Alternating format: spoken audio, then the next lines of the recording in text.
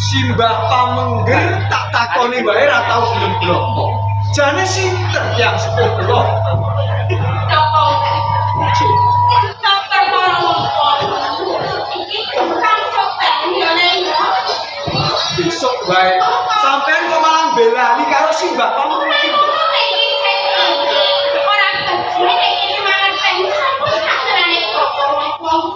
Wiwit kapan coba gonku takon kok kuwi ning sampean nyelaki lan nyelaki. Aku kok dokongan wis sapa sutenan. Wis dapat ini kok. Simbah Pamengger ndi? Aku sing bakal gablang.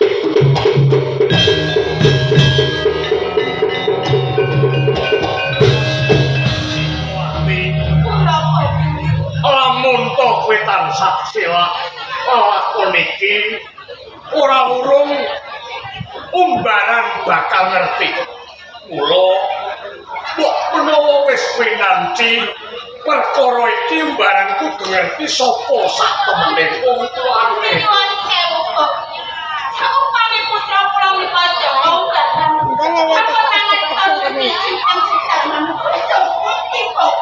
Wis mengone aku sing bakal nata. Saugir perkara iki wis kok gamblangke kelawan anakku, Nduk. Umbaran Simbah Pamengger. iki mau ujan guru ya. Keren. Yen kowe gugat kepengin ngerti sapa wong tuamu, tak wene ngerti ning kudu iso nampa kasunyatan iki ya. Sampean dandong wae sapa sak tenane bakal apa? Bapakmu wis tumekane pati, Pak.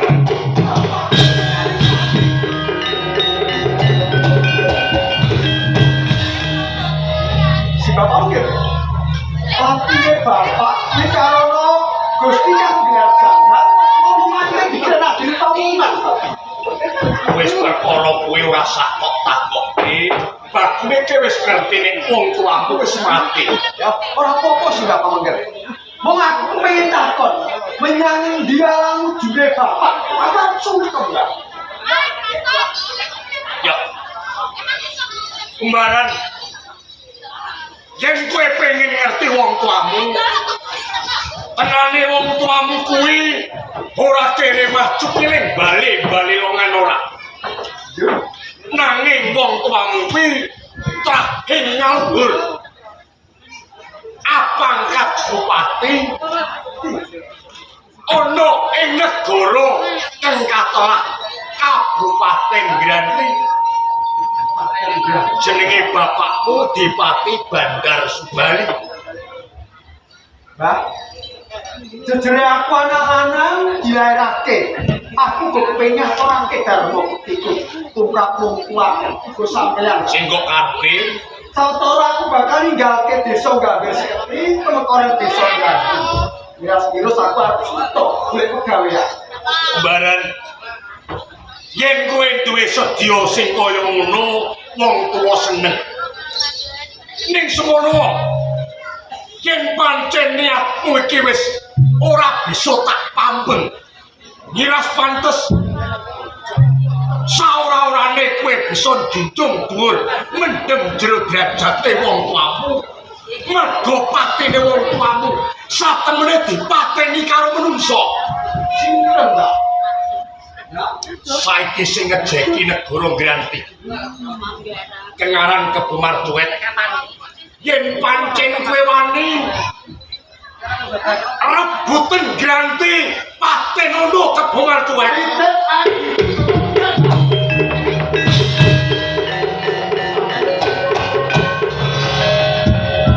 Tapi sampean iki malah bingung ya. Yen jumangah bukan tiap-tiap ora mau petu sing ono ora Kebumarcuet sing mati nanging kowe sing makane pati. Yo aku kudu piye, Mbah? Carane kudu piye kan? Sadurunge kowe ngadepi Kebumarcuet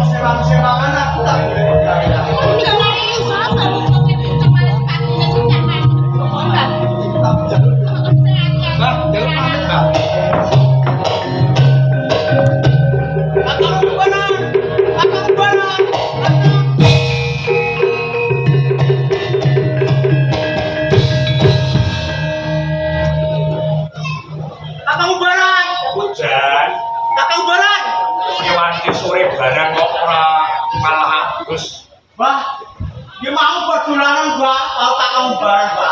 Ayo nek wis dolanan karo kakangmu mbaran mbok ya wis. Dolanan dunia aku tinggal suwe, Mbak. Mbak, tak kamu barang, Mbak. Saiki kono karo ibumu iki wis sore. Wah, aku kebetulan tak kamu barang, Mbak. Kare bulan jare wis rong kira ya. Dolanan sesuk ning saiki aja dolanan mergo wancune wis surup lho. Ben aku pengen dolanan karo tak kamu barang. Mbaran lo.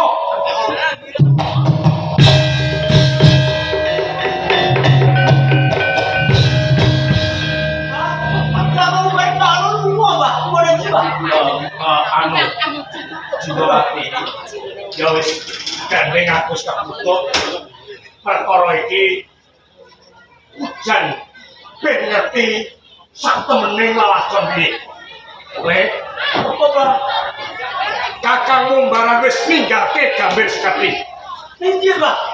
kakangmu menyang Mojopahit golek wong sing mateni karo bapakmu le. Lah aku melok, Pak.